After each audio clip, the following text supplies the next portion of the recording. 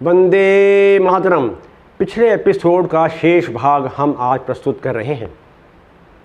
मुस्लिम league का केवल एक ही उद्देश्य था, येन केन प्रकारेण भारत की सत्ता उन्हें प्राप्त हो और भारत को खंडित कर मुसलमानों का अलग राष्ट्र घोषित हो।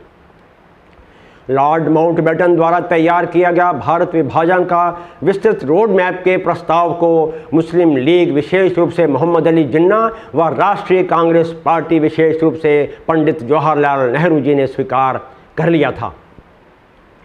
सिख समुदाय व SGPC यानी शिरोमणि गुरुद्वारा प्रबंधक कमेटी ने गैर मुस्लिमों के भविष्य की सुरक्षा व उनके हितों की रक्षा को ध्यान में रखते हुए ब्रिटिश शासन को एक प्रस्ताव भी दिया था कि भारत का विभाजन आर्थिक स्थिति के आधार पर ही होना चाहिए व भारत के बंटवारे के समय निम्न बिंदुओं को विशेष ध्यान में रखकर भारत को विभाजित किया जाए। प्रथम, आबादी का स्थानांतरण। नंबर 2, भूमि का स्वामित्व निर्धारित हो। नंबर 3, भूमि के स्वामित्व की कीमत की अदायगी की जाए। और नंबर 4, ऐतिहासिक स्थानों व विभिन्न संप्रदायों की परंपराओं की सुरक्षा सुनिश्चित की जानी चाहिए इत्यादि को ध्यान में रखकर भारत का विभाजन हो। व सिखों ने यह मांग विशेष रूप से रखी थी और जोर देकर कहा था कि देश का विभाजन आबादी के अनुसार नहीं बल्कि आर्थिक स्थिति के आधार पर होना चाहिए।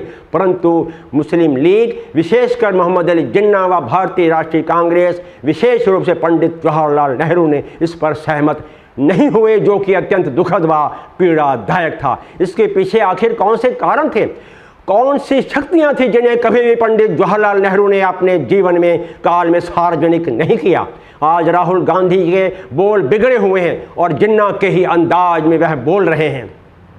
लोकतंत्र में भारत की संवैधानिक संस्थाओं पर हमला करना वह शान समझते हैं। दुखद है, दुर्भाग्य है। यानी भड़काऊ सनसनीखेज झूठ बोलकर जनमानस को गुमराह करना, अराजकता का माहौल बनाना, जनमानस को उत्तेजित करना और संविधान के तहत निर्वाचित केंद्र सरकार का निरंतर विरोध करते रहना। ऐसा व्यवहार केवल और केवल राष्ट्र विरोधी व्यक्ति ही कर सकता है। सन 1947 में प्रधानमंत्री की कुर्सी प्राप्त करने के लिए भारतीय राष्ट्रीय कांग्रेस पार्टी ने भारत को सांप्रदायिकता की आग में झोंका, वैमनस्य, घृणा व अराजकता में धकेल कर अखंड भारत का धर्म के आधार पर विभाजन करवा दिया। पंडित जवाहरलाल नेहरू भारत के प्रथम प्रधानमंत्री बन गए। आज वही काम राहुल गांधी कर रहे हैं, विदेशों में जाकर राष्ट्र विरोधी बातें व हाल ही में अमेरिका में जाकर भारत के विरोध में बोलना, भारत विरोधी शक्तियों से मिलना। सिखों के लिए जो शब्दावली का प्रयोग किया गया वह सभी बातें कभी भी माफ करने योग्य नहीं है, बल्कि यूं कहूं सांप्रदायिकता वैमनस्य नरसंहार कराकर विभाजन करा के देश का पंडित जवाहरलाल नेहरू जी ने स्वयं को तो भारत रत्न से सम्मानित करवा लिया था। उनको सम्मान लेने की तो चिंता थी, परंतु 1947 में भारत विभाजन की विभीषिका, त्रासदी और तबाह हुए परिवारों तथा 10 लाख बेगुनाहों का कत्लेआम और 1 करोड़ 80 लाख बेघर हुए। जनमानस के प्रति कोई संवेदना नहीं थी। आखिर क्यों? सार्वजनिक शोक सभा या लोकसभा व राज्यसभा में किसी प्रकार की शोक सभा का प्रस्ताव भी पारित नहीं किया गया। तबाह हुए परिवारों और किसानों को उचित मुआवजा भी नहीं दिया गया था। क्या राष्ट्रीय कांग्रेस पार्टी के पास इन प्रश्नों के उत्तर हैं? अपनी नाकामी को छिपाने के लिए स्वर्गीय प्रधानमंत्री श्रीमती इंदिरा गांधी ने 1984 में सिखों के सर्वोच्च पवित्र स्थान श्री अकाल तख्त को ध्वस्त किया। स्वर्ण मंदिर परिसर में भारतीय सेना को टैंकों के साथ प्रवेश करा, अपवित्र किया व ऐतिहासिक धार्मिक धरोहरों को भारी क्षति पहुंचाई और उन्हें भी भारत रत्न से सम्मानित किया गया।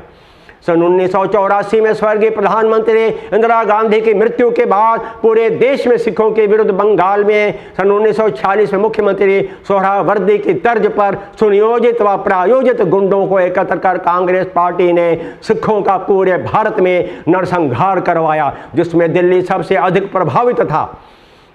सिखों के प्रतिष्ठानों को आग के हवाले किया और गुरुद्वारों पर भी हमले किए, उनको भी नहीं बख्शा। माताओं, बहनों, बेटियों के साथ दुराचार हुए। यह सारे अत्याचार, पापाचार, बर्बरता स्वर्गीय राजीव गांधी के प्रधानमंत्री काल में हुए थे और उन्हें भी यह सब करने के लिए उपहार स्वरूप भारत रत्न से सम्मानित किया गया। आप ध्यान से सुन रहे हैं ना मैं क्या बोल रहा हूं? हिंसा, अत्याचार, पापाचार करने पर कांग्रेस की सरकारें भारत रत्न दिया करती थी। आप सोचिए और विचारिए ऐसा क्यों हुआ? क्यों करते हैं ऐसा? और तो और 1984 में सिखों के नरसंहार का लोकसभा व राज्यसभा में स्वर्गीय प्रधानमंत्री राजीव गांधी द्वारा शोक प्रस्ताव भी पारित नहीं किया और 3,325 बेगुनाह सिखों का नरसंहार कराया। बहनों, बेटियों, माताओं से 2004 हुए। कानूनी कार्रवाई करने, दोषियों को सजा दिलाने में भी कुछ भी नहीं किया। आखिर हम इसका मतलब क्या समझें, इसका क्या अर्थ निकालें? मैं पूरे भारतवर्ष में अपनी बहनों, बेटियों, पूरे समाज से कहना चाहता हूँ, आज अपने स्वाभिमान को जगाइए, स्वाभिमान से जिए। आज बांग्लादेश में क्या हो रहा है हम देख रहे हैं। आप सड़कों पे आइए, शांतिपूर्वक उसका विरोध करिए, नहीं तो बहुत दूर नहीं है, बहुत दूर नहीं है, हमारे देश में कुछ भी हो सकता है। जो आज जनमानस हिंसक जमात है, ये कुछ भी कर सकती है। आप सब लोग शांतिपूर्वक सड़कों पे आए और इनके विरोध में, बांग्लादेश में जो हिंदुओं के साथ हो रहा है उसके विरोध में हम लोग खड़े हों, प्रोटेस्ट करें। महान कवियत्री अमृता प्रीतम को जब 1947 में लाहौर का घर छोड़ना पड़ा तो अश्रुधारा बह रही थी। उनका काफिला लाहौर से रेलगाड़ी से दिल्ली आया। पूरे रास्ते उनके आंसू नहीं सूख रहे थे। वे उस समय गर्भवती थीं। उन्होंने पंजाब में सद्भावना व भाईचारे के प्रतिष्ठित 18वीं शताब्दी के पंजाबी कवि वारिस शाह को याद करते हुए रेलगाड़ी में एक कविता कलम बंद की, जिसे प्रस्तुत कर रहा हूँ। कृपया इसके भाव को समझने का प्रयास करिएगा। कविता पंजाबी में है, परंतु इसमें दर्द है पंजाब के बंटवारे का, प्रायोजित हिंसा का, कि 5 नदियों का समृद्धशाली बौद्धिक व आध्यात्मिक सौहार्द सद्भावना वाला पंजाब अपनी अनमोल सांस्कृतिक विरासत के लिए प्रसिद्ध था। इसको किसकी नज़र लग गई? जब पंजाब में कहीं एक बेटी के दर्द की आवाज़ आती थी तो वारिस शाह काव्य लिख देते थे। आज लाखों बेटियों की चीख पुकार आप वारिस शाह को याद कर रही है। कम से कम कब्र में ही से कुछ शब्द बोल दीजिए। आज चारों ओर लाशें ही लाशें बिछी हैं और चिनाब नदी खून से लथपथ है। अज आखां वारिस शाह नूं कितों कबरां विचों बोल, अज किताबे इश्क दा कोई अगला वर्का फोल। अज आखां वारिस शाह नूं किते कितों कबरां विचों बोल, ते अज किताबे इश्क दा कोई अगला वर्का फोल। इक रोई सी धी पंजाब दी तूं लिख लिख मारे वैण, अज लखां तियां रोंदियां तैनूं वारिस शाह नूं कहण। उठ दर्द मंदा दिया दर्दिया, उठ तक अपना पंजाब, अज बेले लाशां विच ते लहू दी भरी जनाब। किसने 5 पानियां विच दित्ती जहर रला, ते उन्हां पानियां तरत नूं दित्ता पानी ला। इस जरखे जमीन दे लूलों फुटिया जहर, गिठ गिठ चढ़ियां लालियां फुट फुट चढ़िया कहर। बहु वली सीवा फिर वण वण वगी जा, उन्होंने हर एक बांस दे वंजली दित्ती नाग बना। नागां किले लोक मुँह बस फिर ही डंग, पलो पली पंजाब दे नीले पै गए अंग। गलियों टुटे गीत फिर तरकड़ियों टुटी तंद, त्रिंजणों टुटियां सहेलियां चरखड़े कूकर बंद। सने सेज दे बेड़ियां लुडन दित्तियां रोड़, सने डालियां पींगाज पिपलां दित्ती तोड़। जिथे वजदी सी फूक प्यार दी, जिथे वजदी सी फूक प्यार दी, ओह वंजली गई गवाच। रांझे दे सब वीराज भुल गए ओहदी जाच। धरती ते लहू वसिया कबरां पईयां चोण, प्रीत दियां सहजादियां अज विच मजारां रोण। अज सब्बे कैदों बन गए हुस्न इश्क दे चोर, अज कित्थों लियाइए लभ के वारिस शाह एक होर। अज आखां वारिस शाह नूं, अज आखां वारिस शाह नूं किते कबरां विचों बोल, ते अज किताबे इश्क दा कोई अगला वर्का फोल, कोई अगला वर्का फोल।